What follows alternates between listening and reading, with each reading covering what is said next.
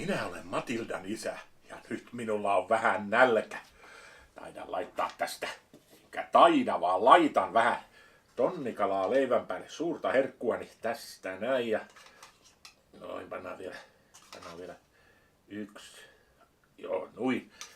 Ja maitoa lisää lasiin, niin kyllä nyt isään kelpaa tästä kun aletaan.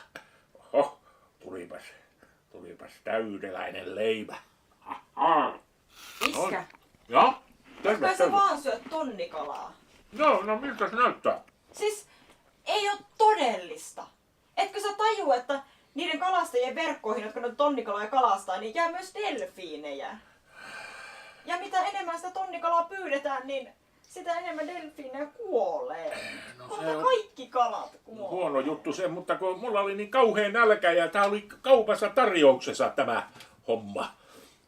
Hei, No hei. mikä tää on? Miksi tää on No roska. energiajätteessä? Tää on muovijätettä. Tää kuuluu muoviroskiin.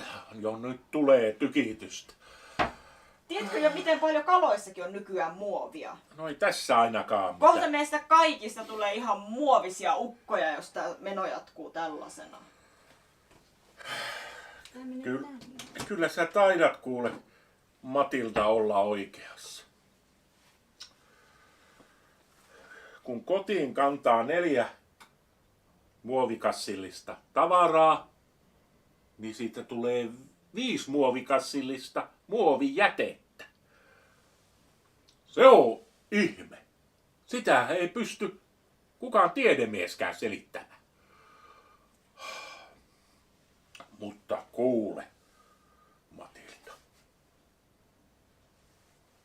Sinä olet nyt aivopessyt minut. Minusta tulee kaiken kierrättäjä.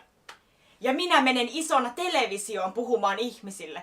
Ja he kuuntelevat minua ja niin maailma pelastuu. Yes! Hyvä tyttö. Ensimmäiseksi niin minä kierrätän tytön ja hänen äiti. Onneksi ei ollut äiti kuulemassa. No niin, tuu Liisa kattoon.